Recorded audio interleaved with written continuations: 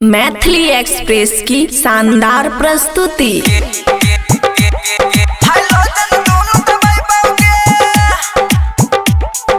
खुशी recording studio बलुआहा। छौरी बंगाली छही गे बढ़िया से कमर हिलाही गे। छौरी बंगाली छही गे बढ़िया से कमर हिलाही गे। देबो नंबर के गड्डी कहै छियो सही सही तोरा गाल में चुमा लेबोगे। स्टेज पर छौरी पटकबोगे।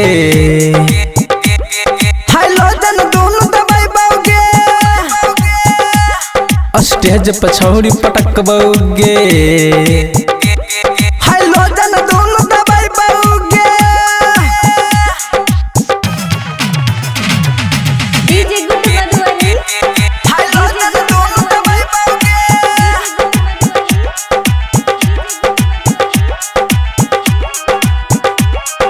खुशी रिकॉर्डिंग स्टूडियो बलुआहा। रखने जोगा के छौरी अपन सामान के रात भर नचैबो छौरी तोरा गे बांध के। रखने जोगा के छौरी अपन सामान के रात भर नचैबो छौरी तोरा गे बांध के। सटा पयली नाचे देखाबै छही भावगे। एक मिनट में तोरा झाड़ दे तो ताओगे। देबो नंबर के गड्डी कहै छियो सही सही तोरा गाल में चुमा लेबोगे। स्टेज पर छौरी पटकबोगे। हाइलोजन दोनों दबाइबोगे। स्टेज पर छौरी पटकबोगे।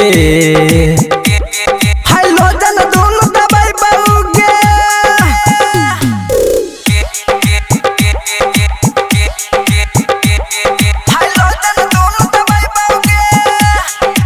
खुशी रिकॉर्डिंग स्टूडियो बलुआहा। रूप छौका माल तोहर कैली सिंगार गे।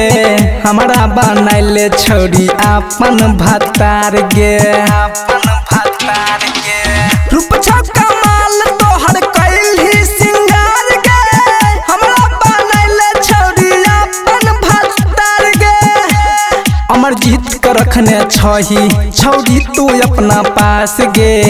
बनैले चाहो रतन तोहर खास गे। देबो नंबर के गड्डी कहै छियो सही सही तोरा गाल में चुमा लेबोगे। स्टेज पर छौरी पटकबोगे।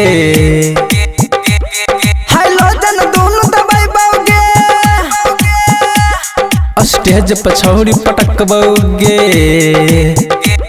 हाइलोजन दोनों दबाइबोगे। खुशी रिकॉर्डिंग स्टूडियो बलुआहा।